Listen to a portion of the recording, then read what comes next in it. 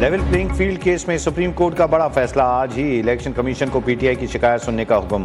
कहा तमाम आईजीज को हिदायत करने की तहरीक इंसाफ के उम्मीदवार को तंग न किया जाए। इलेक्शन कमीशन और अटॉर्नी जनरल ने अदालत में ताउन की यकीन दहानी करा दी।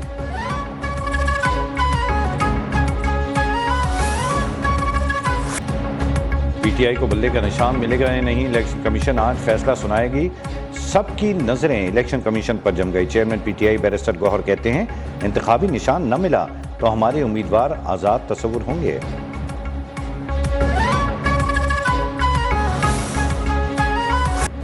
इंतखाबात के लिए कागजात नामजदगी जमा कराने की तारीख में 2 रोज की तौसीह। इलेक्शन कमीशन की जानिब से नजरसानी शुदा इलेक्शन शेड्यूल जारी। कागजात नामजदगी अब 24 दिसंबर तक जमा कराए जा सकते हैं। एलामी के मुताबिक कागजात नामजदगी की जांच पड़ताल 25 से 30 दिसंबर तक की जाएगी। रिटर्निंग अफसर के फैसलों के खिलाफ अपील 3 जनवरी तक दायर होगी। पोलिंग शेड्यूल के मुताबिक 8 फरवरी को होगी।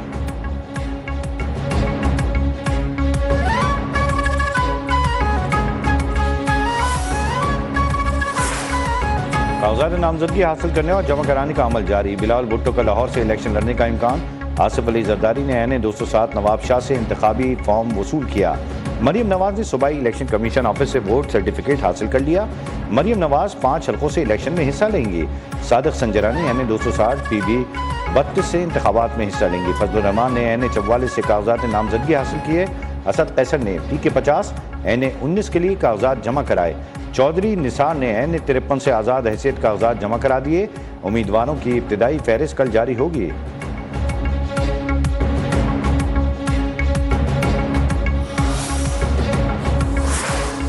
बदकिस्मती से मेरे ऊपर ऐसे इल्जामात लगाए जाते हैं जिनका कोई वजूद नहीं।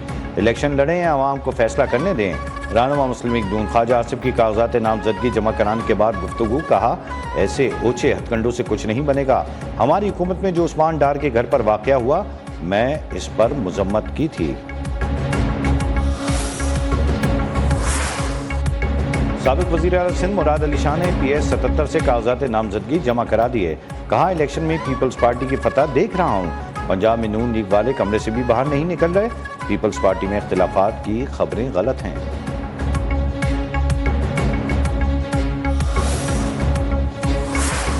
कराची में भी इंतखाबी दंगल तगड़ा होगा। सलीम मांडी वाला ने एन 240 और 240 से कागजात नामजदगी जमा करा दिए। अरशद वोरा और रेहान हाशमी के भी कागजात जमा। हाफिज नईम ने एन 250 के लिए फॉर्म जमा कराए।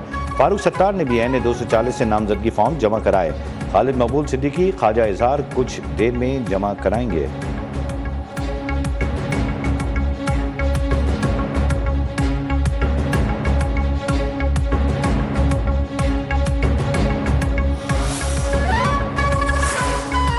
हुकूमत ने आवाम पर गैस बम दे मारा है। LNG कीमतों में 10.11% तक मजीद इजाफा।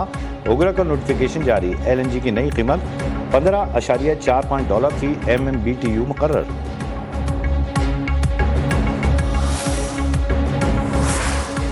जनूबी वज़ीरिस्तान में वाना थाने की ज़ेर तामीर इमारत पर दहशतगर्दों का हमला।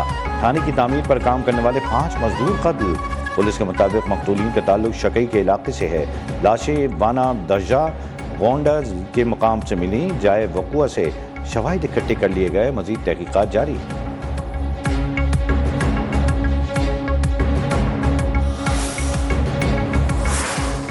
इस्लामाबाद हाई कोर्ट में बलोच मुजाहिरीन की गिरफ्तारी के खिलाफ समाअत।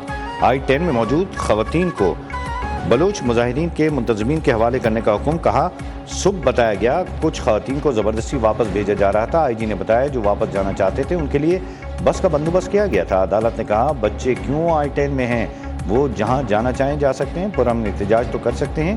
कोई मसला आता है तो बताएं।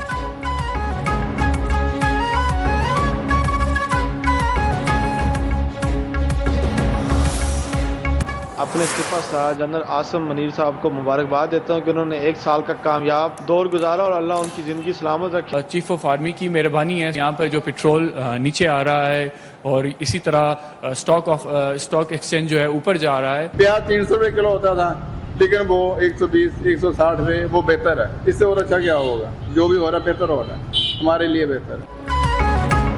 आर्मी चीफ की मिलिट्री डिप्लोमेसी और माशी इक़दामात से अवाम खुश। कहा IMF और एशियन डेवलपमेंट बैंक के फंड से डॉलर 250 रुपए तक आ जाएगा। पेट्रोल की कीमत में कमी से अशियाए खुरनोश सस्ती होगी। अवाम को रिलीफ मिलने से मुल्क में खुशहाली आएगी।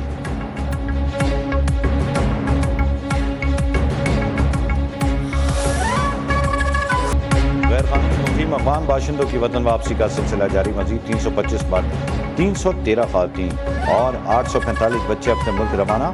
74 गाड़ी में 128 खानदानों की वतन वापसी अमल में लाई गई। अब तक 4,43,376 अफगान बाशिंदे अपने वतन वापस जा चुके।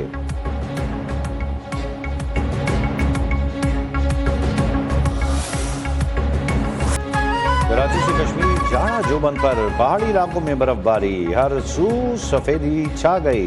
आज़ाद कश्मीर, गिलगित बल्तिस्तान और खैबर पख्तूनख्वा की वादियां सफेद गारों से ढक गईं। नीलम, लीपा, अस्तूर, गलियात में मौसम के हसीन नज़ारे। नथिया गली, जांगला गली, ठंडियानी में भी जालाबारी। इस्लामाबाद, रावलपिंडी, लाहौर समेत पंजाब भर में भी सर्दी का राज। कराची में भी ठंड के डेरे।